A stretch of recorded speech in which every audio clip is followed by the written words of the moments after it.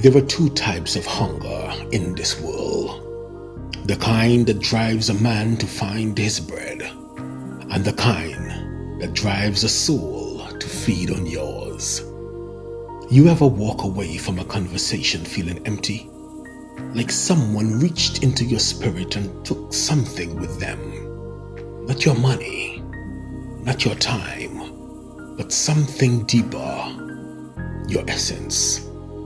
Some people aren't after what's in your hands. They're after what's in your feel. And they don't always know they're doing it. They don't have fangs, but they do bite. They don't steal with violence, but they siphon. They siphon through guilt, through shame, through performance, and through silence. These are not always wicked people.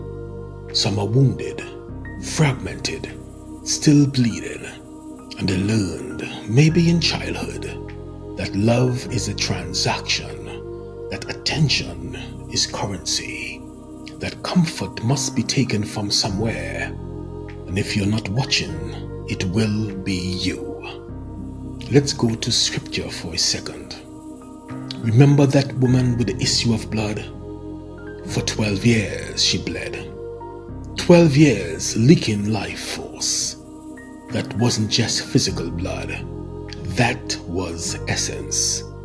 That was chi, prana, the very light of her being. And the moment she touched the hem of Christ, what happened? He said, "Power left me." He didn't say a prayer. He didn't cast a demon. She didn't even speak. She reached and his field responded. Because energy doesn't lie. Power knows when it's being tapped, even when no one says a word. So here's the deeper question. How many people have touched your hem without permission, without awareness? How many people reached for your light because they have lost touch with their own? Your aura is your atmosphere, your spiritual skin. It holds the memory of every emotion, every trauma, every victory. And when it's full, it radiates. And when it's torn, when it's leaking, it becomes a feeding ground. People don't need to rob you at gunpoint to take your peace. They just need access. The friend who always calls in crisis. The partner who guilts you into silence. The family member who drains you with drama. The person who loves you but always makes you feel small. Every interaction is an energetic transaction. And when you don't check your feel, you become the ATM for starving souls. Let me dive into some esoteric mechanics. People feed on light when they forget they have their own, and most forget because of trauma. A child who never felt seen learns to extract attention. A woman who was never held learns to seduce just to feel alive. A man who was always rejected learns to dominate so he won't be abandoned. Unhealed pain doesn't just stay in the body, it surges. It becomes an unconscious magnet, pulling light from others to survive. But here's the truth no one wants to say. You are not responsible for feeding every hungry soul. Some of us grew up believing our worth was in our ability to give, to say yes when we meant no, to stay silent to avoid conflict, to carry everyone else's burden while neglecting our own. And we call it love. We call it loyalty. We call it being a good person. But let me tell you the truth. If your light dies in the process, that's not love. That's martyrdom. And that's not holy. It's harmful. This isn't just some spiritual talk. This is energetic survival. Your light must be protected or it will be used. Not everyone deserves access to your spirit. Not everyone should get to walk in your field uninvited. Not everyone has earned the right to touch the hem. You need protocols, not just prayers, practices. Clean your aura like you clean your body.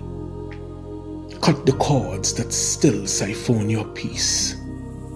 Say no like it's a holy word. Let people feel their hunger without making you the feast. Spend time in silence so you can hear your own frequency again. Protect your joy, its sacred currency. Learn to recognize the spiritual mouth disguised as need. Here are 10 signs to know if someone is feeding on your light. 1. You feel drained after spending time with them. 2. You minimize yourself to keep them calm. 3. You walk on eggshells in their presence. 4. They guilt trip you for setting boundaries. 5. They compete with your wins. 6. You constantly have to explain or defend your choices. 7. You feel anxious before they even call. 8. They only show up when they need something. 9. You overgive to avoid conflict. 10. You leave interactions feeling confused, depleted, or ashamed. Now, here are 5 directives to protect your essence. 1. Honor the yes within the no. Let me explain what that means. Every time you say yes to someone else at the expense of yourself, you quietly abandon your inner altar. Learn to say no without guilt. It's a sacred shield, not a sword. Every no to them is a yes to your essence. 2. Seal your field daily. Your aura is not just light. It is memory, spirit, and signature. Visualize this sphere of golden light around your body each morning. Speak this aloud. Only love may enter. Only truth may stay. All else returns to its origin. 3. Cut the cords with ceremony. Every soul tie is not sacred. Some are contracts written in trauma. Light a candle. Breathe deep. Call the names and return their energy to them. You are not the keeper of someone else's healing. 4. Make solitude with sacrament. Stillness is not loneliness. It is recalibration. Step away from the noise, validation, and false urgency. Return to your own rhythm. Your soul speaks clearest in silence. 5. Stop explaining your boundaries. Sovereignty does not beg for permission. You are not obligated to make others comfortable with your clarity now. Let your enough be enough. The light knows what it is doing even if they don't. You were not born to be consumed. You were born to carry light, not bleed it out for the approval of broken people. Let them find their own source. Let them tend to their own altar. The woman with the issue of blood was healed because she reached for divinity, not because she clung to someone else's light. If they are reaching for your hem, ask yourself, am I Christ in this moment? Or am I just codependent?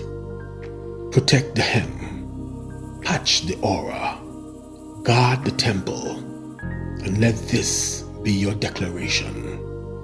My light is not for sale. My essence is not a sacrifice. My feel is sovereign.